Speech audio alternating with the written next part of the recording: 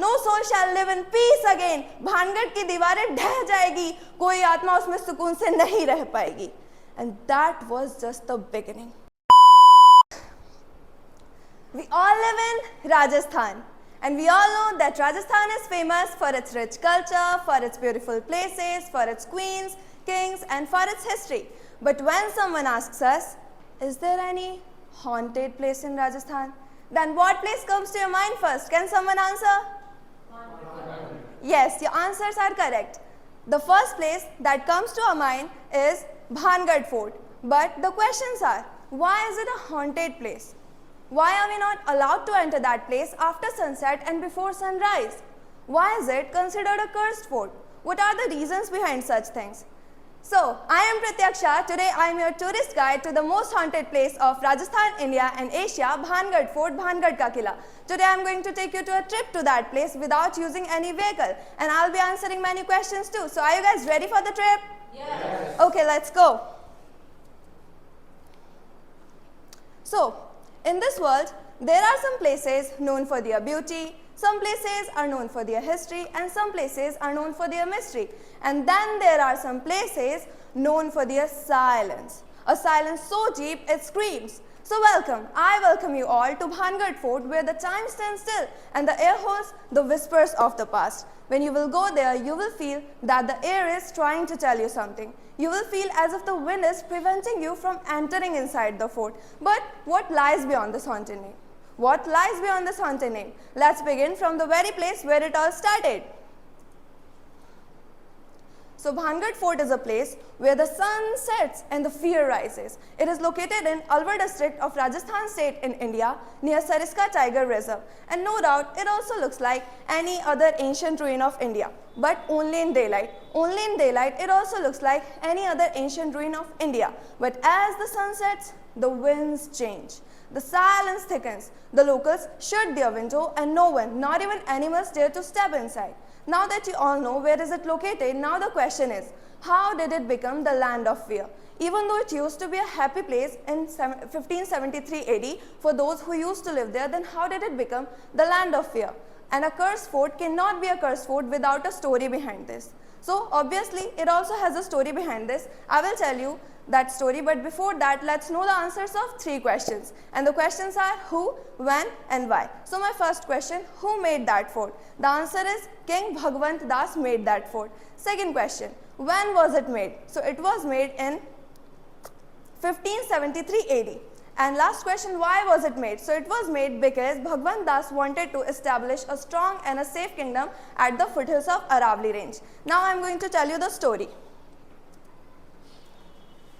Apart from king, prince and queen, there was a beautiful, drop-dead gorgeous, elegant, so attractive 18-year-old princess named Ratnavati. She was so beautiful, and that's why anyone could fall in love with her at first sight, because her beauty was second to none, and she used to get marriage proposals every single day because of her beauty. But why am I praising her so much? The reason is she is the main character of the story. So I've already praised her a lot. Let's come to the main point. So if you have seen in my previous slide, then you know that Bhangarh Fort was surrounded with the greenery of the forest, and in the shadows of green forest, there lived a black magician, a tantric named Singhia, and he was not any ordinary tantric. He was so dangerous at black magic, and everyone was so scared of him because he was so powerful at black magic, and no one ever dared to make eye contact with him. And Singhia also knew about the beauty and the grace of Princess Ratnavati.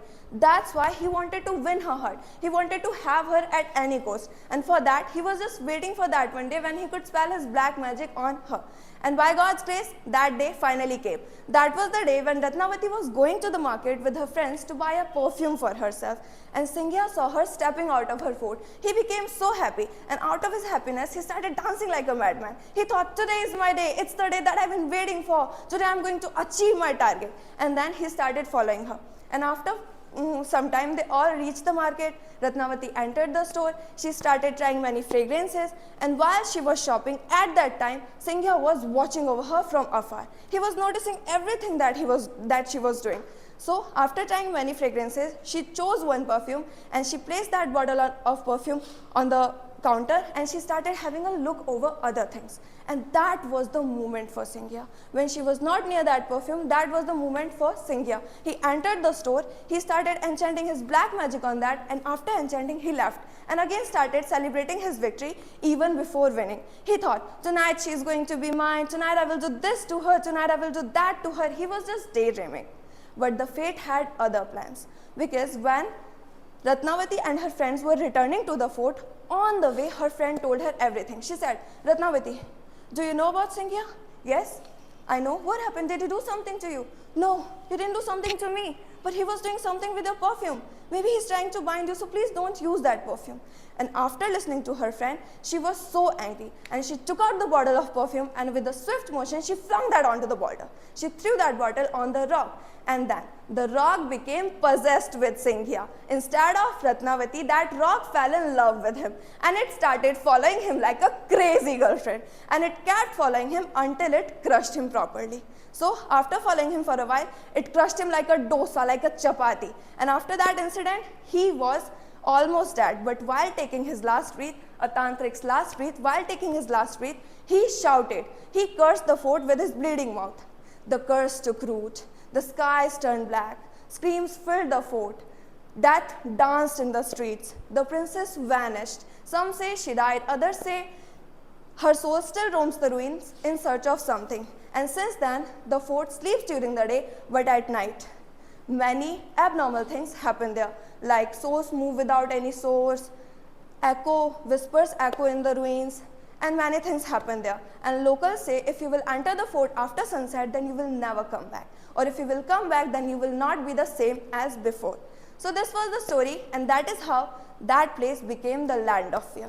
Now, let's step inside the ruins into the unknown.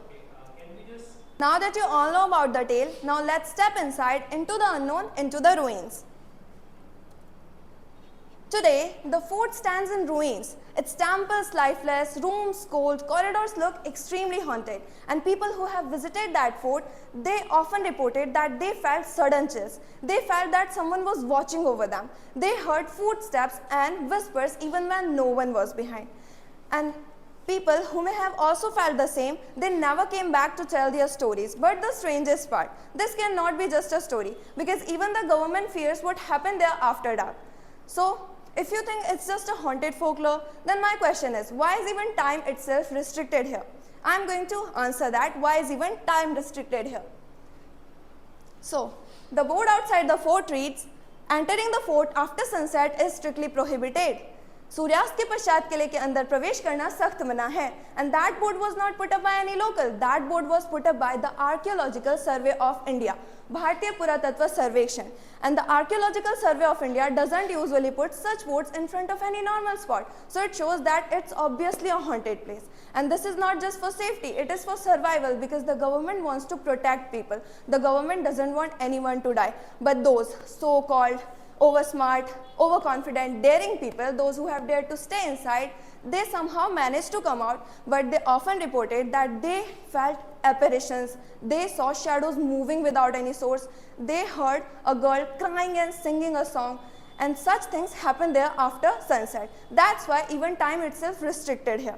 So myth or truth? It's time to question what we know and what we fear.